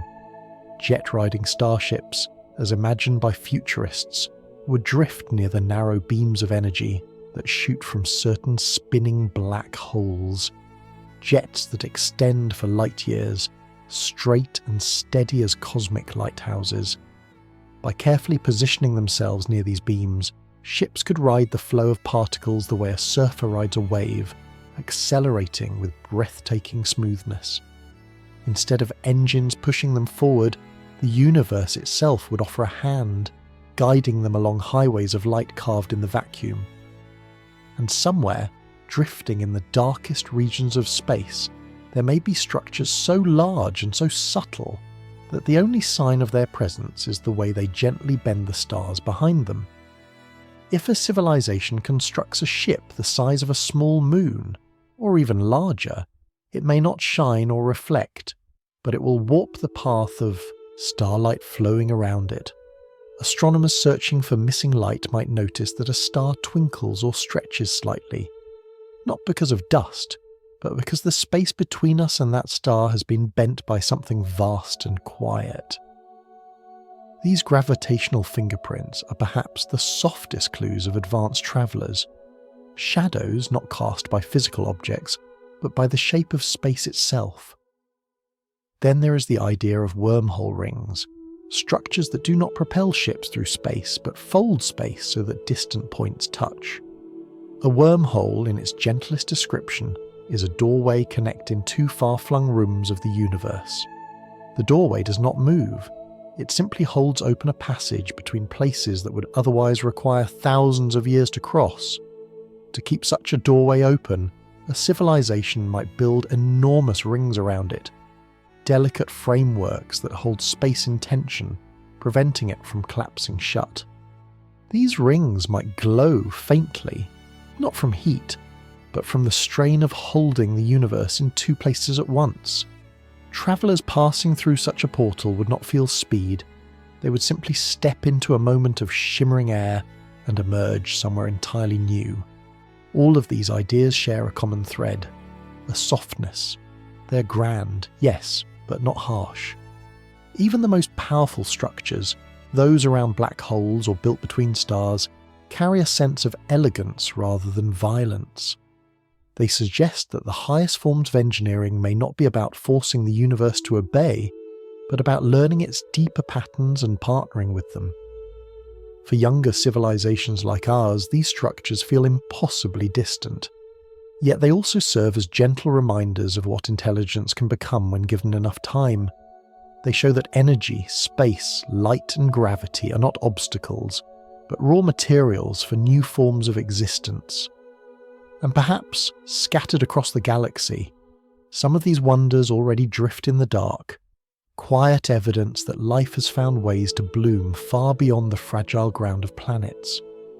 If we ever learn to see such structures directly, whether through telescopes or through journeys of our own, they will not just expand our understanding of physics, they will expand our understanding of ourselves, creatures made of curiosity, always reaching for more, always listening for the faint echoes of civilizations that learned long ago how to make the universe their home.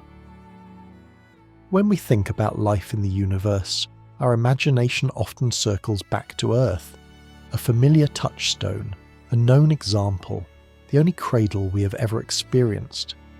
But this assumption carries a quiet bias, one woven so deeply into our thinking that we rarely notice it. The belief that Earth represents an ideal, a perfect place for life to emerge. Yet when astronomers look outward, toward the gentle glow of distant stars, they suspect something very different. Earth may not be the pinnacle. It may not even be average. It might simply be one of many possibilities. Beautiful, yes, but far from the most welcoming. A superhabitable world is one where life does not merely survive, but flourishes with ease. These worlds are shaped by conditions more generous than Earth's, milder climates, calmer oceans, landscapes that nurture life instead of challenging it. To imagine such a place, picture a planet slightly larger than our own, wrapped in a thicker blanket of air that diffuses sunlight into a warm, golden haze. On its surface, forests stretch farther, oceans breathe deeper, and winds carry scents across continents with a softness that feels almost intentional. One of the greatest gifts such a world could offer is stability. Planets orbiting small orange stars, sometimes called warm dwarfs, receive light that is gentle and steady for vast stretches of time. Unlike angry red dwarfs which flare unpredictably, or blue giants which burn too fiercely, these stars shine with patient consistency. Their glow is warm but not harsh, steady but not dim. A planet resting in such a star's comfortable zone could enjoy billions of years of mild weather, long enough for forests to expand into continents and for life to evolve into intricate forms. If you walked across such a world, the air might feel slightly heavier, like the calm atmosphere just before a summer rain. Colours would appear richer because thicker air scatters light more softly, deepening blues and warming greens. Leaves would rustle less, bending under winds that rarely grow violent. Even mountains might rise differently, shaped by slower tectonics and softer rainfall patterns. Life here would not need to struggle against constant catastrophe. It would grow boldly, filling every space with complexity. Ocean worlds too might be more welcoming than Earth.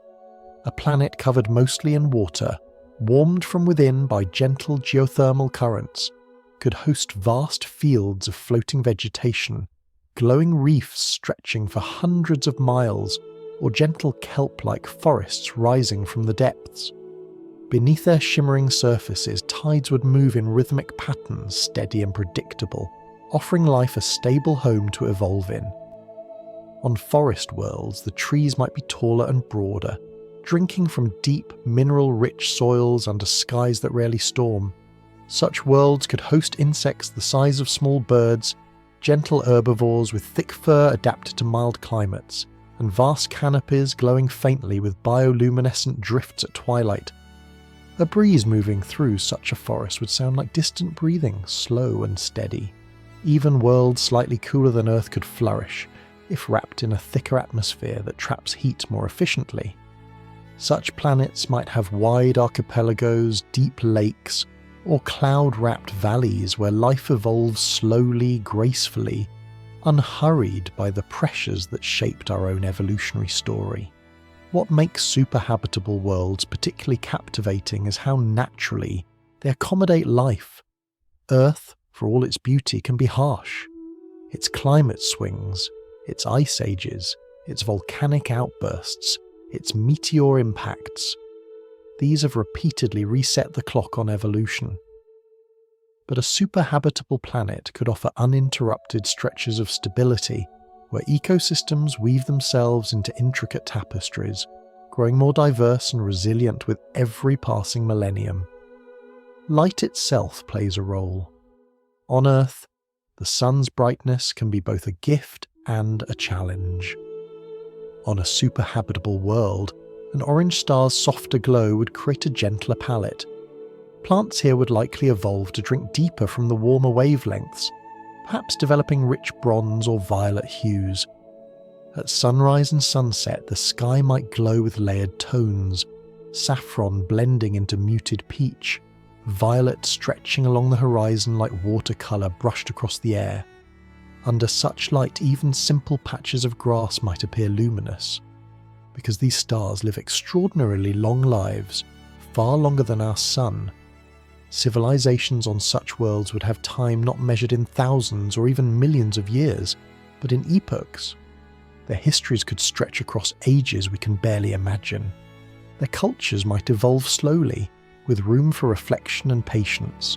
Their technologies might arise not from urgency or survival, but from curiosity and harmony with their environment. Perhaps the inhabitants of such a world would develop senses tuned to their planet's quiet rhythms, hearing frequencies carried gently through thick air, touching textures that feel more alive because humidity softens every surface. Their bodies might be sturdy yet compact, built to thrive in gravity slightly heavier than ours. Their eyes might be large and warm, shaped to gather every soft photon from their amber sky. And their civilizations might value balance, understanding that their planet's kindness is not something to exploit, but something to preserve. If Earth is a dramatic stage of storms, seasons, renewals and extinctions, then a superhabitable world is a sanctuary, a world that feels like an endless summer evening, where evolution writes long, unhurried chapters. And perhaps this is why life might be more common than we expect. If the universe is scattered with these nurturing worlds, planets that offer safety, warmth and stability, then civilizations may bloom far more easily than our lonely search implies. We look outward and see silence, but silence does not mean absence. It may simply mean that life prefers to grow in places where its rise does not require constant struggle. Earth is precious, but Earth is not perfect. If our world could speak, it might whisper that it is just one of many possible gardens, one patch of fertile soil among countless others. And somewhere, on a world glowing softly under an orange sun, life may already be flourishing in forms we have never imagined. When we look for life beyond Earth, our minds often leap toward abstract equations or distant radio signals. But life is not born from numbers. It emerges from water, stone, air, and light. It grows from the patience of seasons and the quiet persistence of evolution. To imagine alien civilizations, we must begin not with machinery, but with worlds shaped by gentle rules, places where life's creativity blooms in forms both familiar and wondrous. Let us drift, slowly and softly, through 3 imagined worlds, Aqualis, Oceania, and Levitas. Each is unique, each is shaped by a different rhythm of light and atmosphere, and each offers a glimpse of how life might choose to flourish under skies not our own. Aqualis is a world of water. Not a world with oceans, but a world made of them, an endless sphere of blue, its surface shimmering under a soft sun. Beneath this surface, the water deepens into shades of turquoise, then indigo, then a darkness so calm it seems to hum with memory. Here, land is a myth. Mountains rise not from stone, but from coral forests that stretch upward for hundreds of meters, glowing faintly with soft threads of light produced by living organisms. These reefs act like cities, their walls grown rather than built, shaped by creatures that have learned to guide biological growth the way we guide architecture. The beings of Aqualis, the Aqualians, are shaped by the world that cradles them. With no need for legs, their bodies are streamlined, flowing like ribbons of muscle wrapped in iridescent skin. They glide through the water with the same grace that birds display in warm currents of air. Their eyes are large and expressive, able to detect the faintest glimmer of bioluminescent signals drifting over the reefs. But their most striking feature is their glow. Along their sides run lines of radiant cells that emit gentle pulses of colour, especially in twilight. Their language is not spoken aloud, but shimmers visually, patterns of blues, greens, and soft golds pulsing in ripples across their bodies. A conversation between Aqualians looks like 2 lanterns drifting close, exchanging luminous thoughts. Their technologies are grown rather than forged. Corridors of coral shaped to respond to touch, gardens that rise and fall with the tides, structures that purify seawater using strands of living membranes. Their entire civilization breathes with the ocean, flexible, adaptive, living. Drifting away from Aqualis, we arrive at Oceania, a world orbiting an orange star whose light falls gently, creating a warm amber glow that settles on forests and seas alike. Oceania is a superhabitable world, slightly heavier than Earth, with thick air that softens every movement. Here, gravity presses just a little more firmly, shaping life into stocky, resilient forms. The inhabitants of Oceania evolve on a world where storms are rare and seasons mild. Their bodies reflect centuries of adaptation to steady climates. Broad shoulders, short limbs, and dense muscle that supports them in stronger gravity. Their eyes are large, dark, and gentle, shaped to gather every photon from their warm orange sky. Their skin ranges in earthy tones, olive, copper, russet, reflecting the planet's mineral-rich environment. These people build cities of stone and living wood. Their architecture blends with the environment, rising from the ground like natural formations. Forests on Oceania are lush and diverse, fed by deep soils and constant humidity.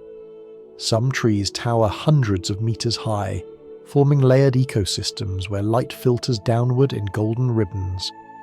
In these high canopies, creatures glide between branches on wings made not of bone, but of stretchy membranes that ripple softly like fabric. Locals often gather at dusk to watch the canopy glow, not with fireflies, but with bioluminescent plants that open in the cooling air. Oceanians are deliberate thinkers. Their long-lived star gives them time to build slowly, reflect deeply, and avoid conflict when possible. Their music is played on instruments carved from resonant wood, producing tones that echo warmly through the dense air. When they speak, their voices carry surprising depth, thickened by the atmospheric pressure, sounding almost like wind rushing through a forest. Leaving Oceania, we rise into thinner skies and eventually drift toward Levitas, a world shaped by low gravity, vast horizons, and landscapes that seem to lift themselves toward the heavens. Here, the pull of the ground is gentle, more suggestion than command. Mountains rise higher than Earth's tallest peaks, and trees stretch upward like slender pillars, their branches forming lacework patterns against pale skies. The inhabitants of Levitas are tall, almost impossibly so. Their bodies are elongated and graceful, with limbs built for leaping through low-gravity environments. Their bones are light yet resilient, allowing them to move with a fluidity that seems almost otherworldly. Their skin is smooth and subtly reflective, shifting colour in response to light, warm gold at sunrise, silver in midday brightness, soft violet at dusk. This colour-changing ability helps them regulate heat and communicate mood. When they gather in groups, their bodies shimmer with gentle waves of blending hues, creating a kind of visual harmony. Their cities are delicate structures woven into the branches of colossal trees. Suspended bridges sway between towering trunks, and homes nestle in hollowed chambers where leaves filter sunlight into soft patterns. Wind on Levitas carries a musical quality, rustling through the trees in tones that rise and fall like distant chimes. The people of Levitas have learned to harness this natural music, crafting instruments that mimic the wind's voice, creating songs that sound like the planet itself is singing. Each of these imagined civilizations reflects a different path life might take when nurtured by a world's unique conditions. Yet despite their differences, aquatic, terrestrial, arboreal, they share certain patterns. Eyes evolve to gather light. Hands or fins develop to manipulate surroundings. Social structures emerge to support cooperation. This repeating pattern across worlds is a quiet reminder of convergent evolution, nature's habit of choosing similar solutions for similar challenges, even across vast distances. Convergent evolution suggests that life might rhyme even when it does not repeat. Aqualians, Oceanians, and Levitan beings may never meet us, yet their forms hint at connections shaped by physics, chemistry, and necessity. Eyes for gathering information, limbs for movement, communication through sound, light, or colour. The universe prefers efficiency and beauty in equal measure. By imagining these civilizations, we allow ourselves to step beyond human boundaries, not to escape them, but to understand them better. Life is not limited to the narrow range of conditions we know. It is adaptable, creative, and patient. And somewhere under different skies, other minds may be dreaming as we dream, wondering if they're alone, shaping their homes with care, listening to the quiet hum of their worlds. There are moments in history when the quiet of the world feels unusually deep, as if something is missing from our understanding, some thread left loose, some presence that once brushed against us and then slipped away before it could be named. When people speak of visitors from beyond, we often imagine arrivals from far stars or hidden oceans. Yet another possibility lingers like a soft shadow, that someone may have come before, leaving only hints behind.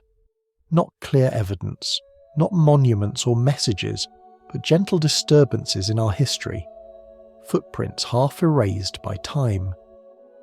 On the wide plateaus of Peru, long before satellites or aircraft existed, ancient people carved enormous shapes into the desert floor.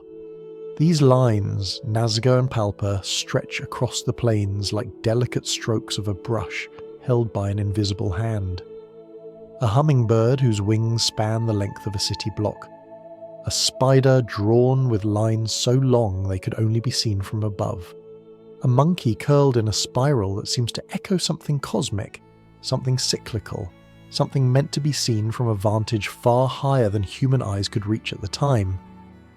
Archaeologists explain these geoglyphs through rituals, astronomy, or water mapping techniques, and these explanations may be true, but even when accepted, the shapes still carry a certain weight, a feeling that they are more than simple art. They resemble messages sent upward, as though their creators hoped someone, perhaps someone flying, might someday look down and understand. Whether the skybound observers were gods of mythology, ceremonial symbols, or literal visitors, the lines whisper to us across ages that ancient people may have been aware of something beyond themselves. Thousands of miles away, in the countryside of southern France, a man named Renato. Nikolai once reported that he heard a soft, unusual sound outside his home, a vibration in the air unlike a plane or helicopter. When he stepped outside, he claimed to see a rounded object resting lightly on the ground, as though it had landed on invisible feet. By the time he approached, the object had already lifted away, rising with smooth, steady motion. On the soil beneath, he found circular marks, scorched, yet not burned, pressed, yet not broken. Patterns that soil experts described as unusual for any machine known at the time. Investigators later examined the site and found that the plants in the area had undergone strange changes, their cells subtly altered as though touched by intense energy for only a moment. The event was never proven, never fully dismissed, simply left behind like a stone on the side of a quiet road. Not enough to declare a visitor, too unusual to forget. Then there is the story from Zimbabwe, where a group of schoolchildren saw something in the late morning light. Something bright, metallic, and descending. More than 60 children described similar details. A small craft landing near the schoolyard, figures emerging, slender and pale with large dark eyes. The children spoke of a strange communication that did not use words but feeling, as if the beings were speaking directly into their awareness. Teachers and psychologists who interviewed them afterward noted how consistent their stories were, how calm the children remained when describing something so extraordinary. To this day, those involved recall the event with a blend of clarity and quiet fear, as though they witnessed something the adult world was not prepared to absorb. Interpretations vary. Some say it was mass imagination. Others believe the children saw something genuine. Most simply acknowledge that their certainty has endured far longer than any explanation.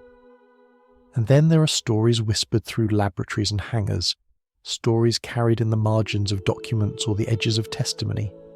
Among the most controversial is the account by a man named Bob Lazar, who claimed to have worked on a craft not built by human hands, a craft excavated rather than created. He described its interior as sparse, light, strangely curved, as if shaped for beings smaller and more delicate than humans. According to him, the craft used a form of propulsion unlike anything Earth had built, something that pushed against the structure of space itself, rather than burning fuel or expelling force. Whether Lazar spoke truth, exaggeration, or something in between, his description introduced an idea that lingers still, that if visitors did come to Earth long ago, their technology might have been found, studied, and kept hidden like an ancient relic. Even myths of past civilizations reflect this uncertainty. Stories of Atlantis, Lemuria, or other lost worlds populate cultures across continents. Tales of societies that rose to great heights before drowning beneath waves, or vanishing into storms of fire. Most historians interpret these stories as metaphors or memories of natural disasters, and yet the similarities between these myths, separated by oceans and centuries, raise gentle questions. Could humanity have reached a technological peak long ago, a peak later erased by cataclysm? Could the remnants of such a world survive as fragments buried under sediment, mistaken for ruins of ordinary stone? It is not impossible that Earth has carried more than one wave of civilization. our recorded history spans only a short fraction of the planet's existence. Before writing, before stone cities, before agriculture, entire chapters could have unfolded. Chapters lost to erosion, to shifting continents, to ice, to fire. Viewed through this lens, the strange incidents scattered across modern decades may not represent visitors arriving for the first time. They could be returns, observations, quiet checks on a planet that once hosted other civilizations, now rebuilding itself in a new age. The idea is not proven, nor is it easy to disprove. It simply suggests that Earth may be a place of recurring stories, a place life has chosen again and again, each time rising, falling, and leaving behind traces so faint that only intuition remembers them. What ties the Nazca lines, the French countryside landing, the Zimbabwe encounter, the rumours of hidden craft, and the myths of Atlantis together is not evidence. It is emotion, wonder, confusion, fragility, a sense that human history may be more layered, more porous, than our textbooks can easily contain. These stories do not claim a truth. They simply open a window, inviting us to imagine the possibility that Earth has never been as solitary as it seems. Perhaps we are not the first to walk here. Perhaps we're simply the first to walk with memories. When we imagine meeting another civilization, whether visitors arriving in our skies or signals drifting through space toward us, we often picture the moment as something wondrous, a bridge between worlds, a celebration shared across the void, a first step toward understanding minds shaped by suns not our own, and perhaps, one day, such a meeting will carry all the warmth our imaginations hope for. But the universe teaches caution in quiet ways. Stars flare, worlds vanish, life blooms and then fades. It reminds us, gently but firmly, that contact between species is not merely a scientific question. It is an emotional, ecological, and existential one. For every dream of cosmic friendship, there is an equally real need for restraint and humility. One of the earliest warnings about contact came from thinkers who understood how badly encounters between unequal civilizations can go. History on Earth is woven with stories of cultures meeting unexpectedly. Stories filled not only with curiosity, but with misunderstanding, disease, conflict, and irreversible change. When explorers stepped onto new shores, they sometimes brought sicknesses invisible to the eye, illnesses that decimated populations whose bodies had no memory of fighting them. In other times, the newcomers arrived with technologies the locals had never imagined, tilting the balance of power with a single glance. This pattern, the stronger reshaping the weaker, echoes through our history like a soft but persistent drumbeat. And if such tragedies can unfold between members of the same species, living on the same world, shaped by the same biology, then what risks might await an encounter with beings who evolved under entirely different suns? Imagine a civilization thousands of years ahead of us. Its technologies would feel like magic, not because they are supernatural, but because they are built on principles we have not yet matured into. Tools that shape space instead of pushing through it. Devices that speak in patterns of light rather than words. Machines that respond to thought as easily as a sail responds to wind. Even a peaceful visitor wielding such knowledge could upend our world simply by existing too close, like a bright lamp placed beside a fragile candle. And there are more subtle dangers. A being from another world might carry microorganisms perfectly harmless to them, but entirely foreign to us. To our immune systems, built from the long memory of Earth's bacteria, viruses and fungi, these organisms would be like songs written in a key we cannot hear, unpredictable and potentially devastating. The reverse is also true. We could be dangerous to them. The simple act of breathing the same air could become a risk neither side intends. This is why some scientists believe truly advanced civilizations may avoid direct contact altogether, not from cruelty or secrecy, but from wisdom. In ecosystems, even gentle creatures can do harm without meaning to. A traveller brushing against a delicate coral reef might destroy decades of growth without realizing it. A hiker stepping into a quiet meadow might crush plants that took years to take root. In this sense, humanity could be the meadow, the reef, the young species still learning its place. There is another form of risk hidden in the vastness of the cosmos, the risk of being noticed by the wrong kind of civilization. It is comforting to imagine benevolent travelers, patient teachers, peaceful explorers. But power in the universe does not guarantee kindness. Some stars burn without warmth. Some worlds flourish only to ruin others. If a civilization grows with aggression or desperation, its gaze might turn outward in search of resources or conquest. To such a species, a developing world like ours might appear not as a neighbour, but as an opportunity. This is the soft shadow behind the warning offered by thinkers like Stephen Hawking. He suggested with gentle seriousness that sending loud messages into space might be unwise, not because danger is certain, but because the universe is too vast to assume safety. We would not shout into a dark forest without first listening for the sounds within it. We would not light a beacon on a stormy sea without first checking whether the horizon holds a friendly ship or something less forgiving. Yet the risks of contact extend beyond external threats. There are internal risks as well, risks tied to humanity's own nature.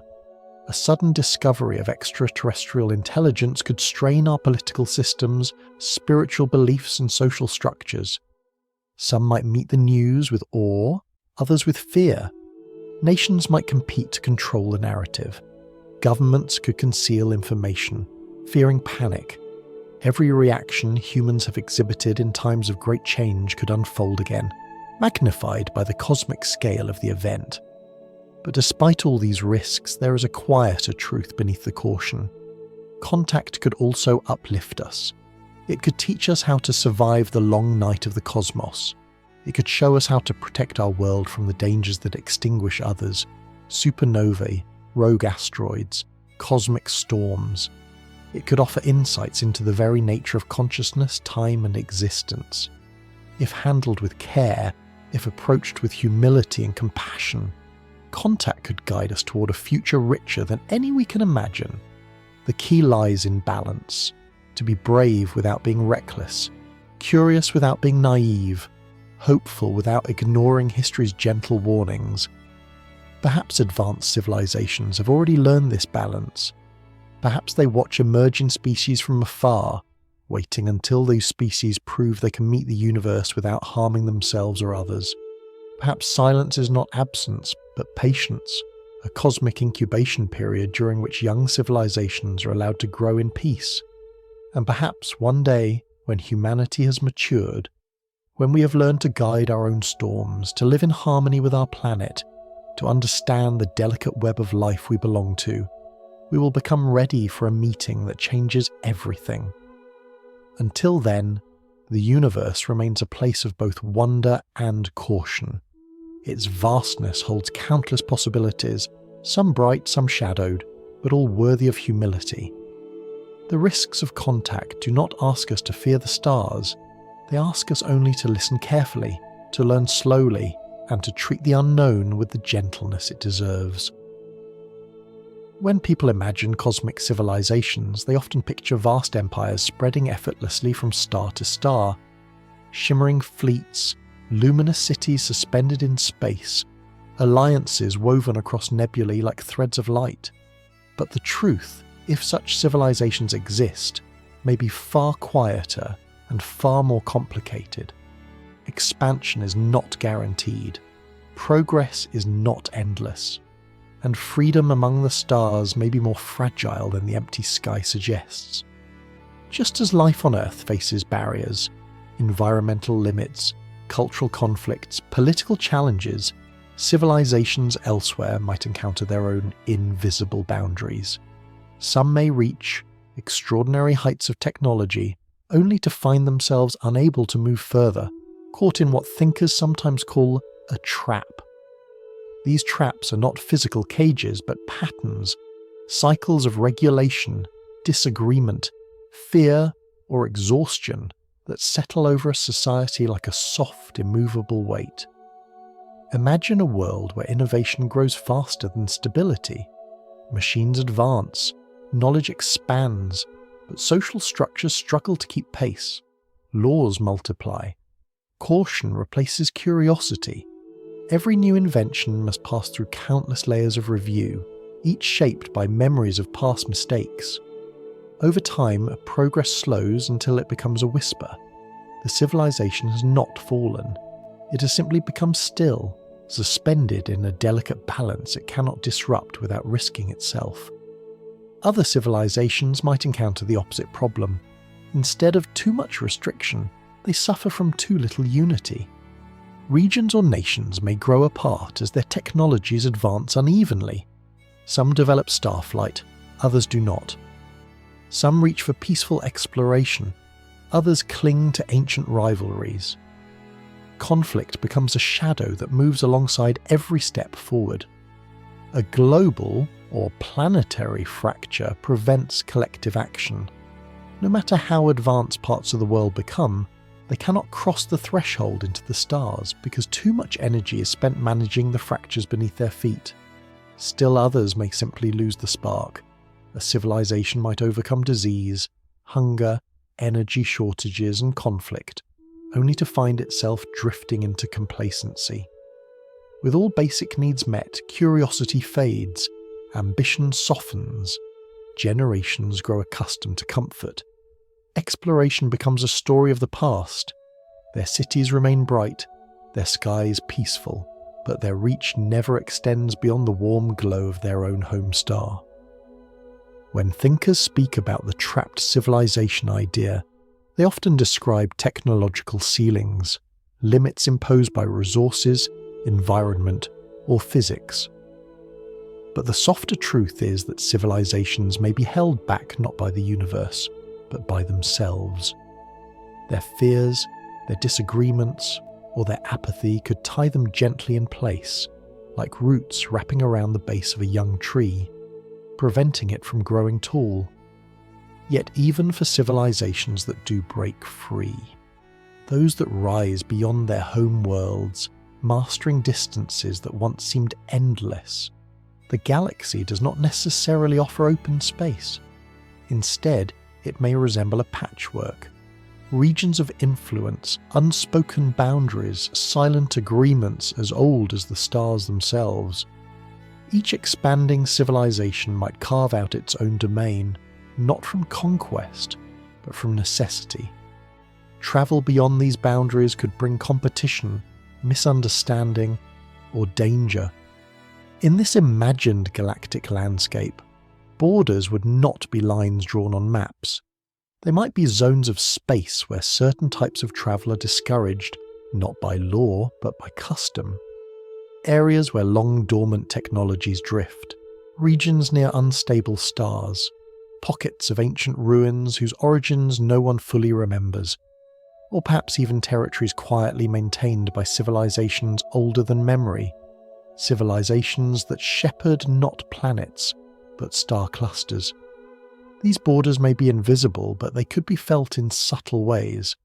A starship approaching the edge of a forbidden region might detect faint distortions in space, like the soft pressure of a hand placed gently on its hull. Travelers might see distant lights change colour, not as signals, but as quiet reminders to turn back.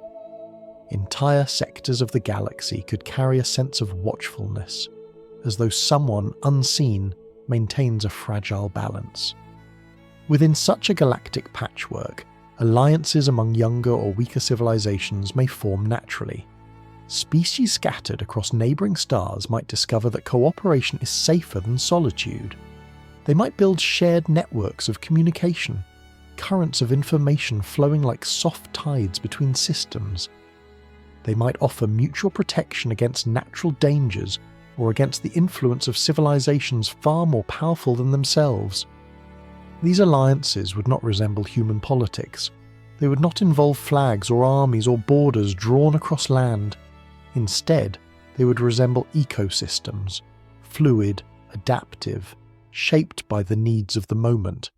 Some alliances might last only a few centuries, others might endure for millennia. Their agreements would be woven from trust, caution, and the awareness that the galaxy is too vast for any single species to navigate alone. On the opposite end of this spectrum lies a possibility more solemn: the presence of civilizations so advanced that they do not need alliances at all. Civilizations whose influence stretches across thousands of light years. Civilizations that do not conquer, but merely exist, so ancient and powerful that younger species simply avoid interfering with them. Their presence would be quiet, yet undeniably felt, the way deep ocean currents shape the movement of entire coastlines without ever being seen. If such entities exist, their priorities might be incomprehensible to younger species. Their goals might be shaped by cosmic cycles, by the birth and death of stars, or by patterns in space-time itself. To them, a young civilization venturing into their domain might appear not as a threat, but as a responsibility, something to monitor gently, or guide from afar, or discourage from venturing too quickly into dangerous regions. Within this grand interplay, humanity would be a newcomer, barely aware of the rules. Our ambitions might be seen as youthful enthusiasm, our signals into space as hopeful but premature invitations. If the galaxy has politics, we're not yet part of them. We are the species standing on the shoreline, gazing out at a sea we barely understand, listening to waves shaped by storms occurring hundreds of stars away. Yet this is not a bleak thought. It is humbling, full of possibility, for humanity is still young enough to learn, to adapt, to grow into a civilization that can move gracefully among the stars. We have time to mature, to soften our conflicts, to build gently rather than forcefully. If there are traps that stop civilizations from expanding, we have the chance to avoid them, and if there are cosmic politics, we have the chance to enter them with wisdom. The galaxy may not be a quiet, empty playground, but a vast garden of overlapping territories and ancient agreements. In such a place, freedom is not the absence of limits, but the ability to find harmony within them, and perhaps one day, humanity will step into that larger garden, not as intruders, but as participants in a conversation that has been unfolding for ages, whispered softly among the stars. There is a certain stillness that comes when you imagine humanity far beyond the present moment, beyond cities and continents, beyond the glow of familiar constellations, beyond even the rhythms of Earth itself. In that stillness, it becomes easier to picture what our species might someday become, drifting gently through the galaxy like seeds carried on a long cosmic breath. The future in this sense is not a single timeline, but an unfolding landscape, shaped by the worlds we choose, the dangers we overcome, and the dreams we continue to pursue. If humanity survives its earliest trials, its conflicts, its cautionary lessons, its fragile relationship with its own planet, then eventually our descendants may take their first steps beyond the cradle that nurtured them. The moon may be the first stepping stone. Its surface, though stark and silent, offers safety in its simplicity. Settlements built in lunar caverns would glow with soft artificial light, protected from solar storms by thick layers of rock. These early homes would feel like listening chambers, quiet places where humanity learns again how to live with patience. Mars would follow, not as a second Earth, but as a place with its own character. Cities there might grow slowly at first, enclosed in domed structures where plants breathe recycled air and sunlight filters through tinted glass. Over time, as technology improves, entire valleys could become habitable, landscapes warmed by engineered atmospheres, rivers restored through melted ice, fields whispering with new life.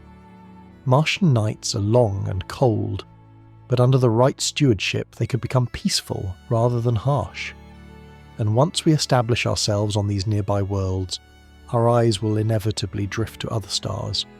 Generation ships, vast and moving habitats that carry slow-growing communities across the void, might become the first true vessels of human diaspora. Inside these ships, Forests might sway gently under artificial breezes, lakes might reflect lamps hung like tiny suns, and families might grow for centuries, knowing no home except the thin, enclosed paradise they carry with them.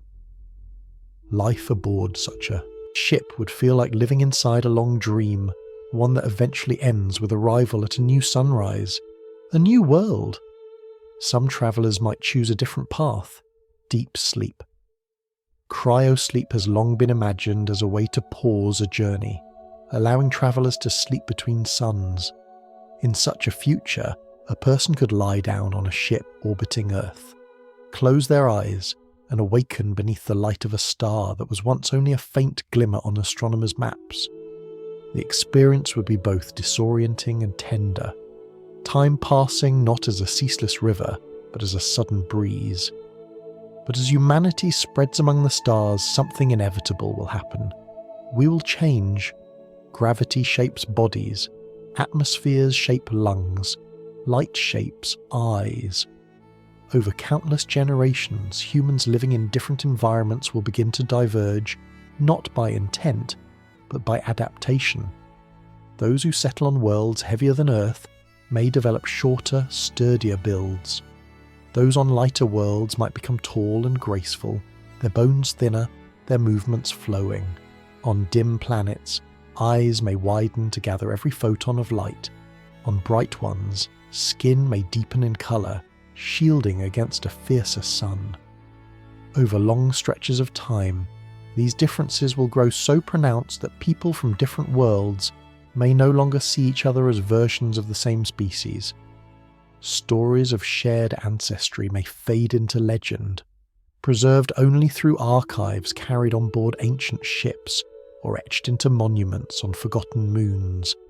Two groups of humans meeting after thousands of years might misunderstand each other the way travellers from distant cultures once did on Earth, uncertain, cautious, believing the other to be truly foreign.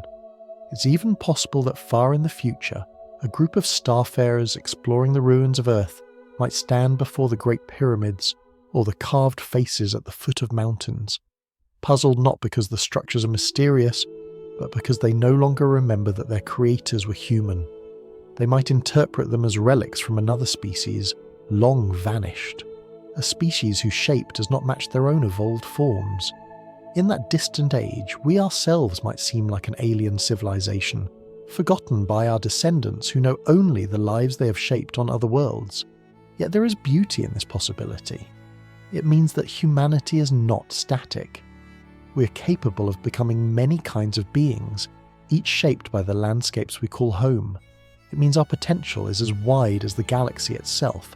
But with this expansion comes another truth, one more delicate, more haunting.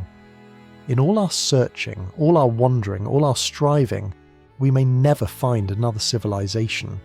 We may fill the galaxy with our own voices, our own cities, our own memories, yet remain alone. The universe may be so vast, so unforgiving, that life rarely survives long enough to become social on a cosmic scale. The stars that cradle life may just as easily extinguish it with quiet indifference. And in that scenario, humanity would become not just explorers, but caretakers, carrying the precious spark of consciousness through an endless dark where few others ever existed. If that is the case, then our loneliness is not a punishment but a responsibility. It means our species is the sole witness to certain chapters of the universe, the only mind to wonder at the glittering threads of galaxies, the only voice capable of describing the soft glow of a nebula drifting like a lantern in a cosmic river. Even so, loneliness can be a heavy companion. There is something deeply human in wanting to know we are not alone, that someone else, somewhere, has endured their own storms and found their own wisdom, that another species has laughed, loved, mourned, dreamed.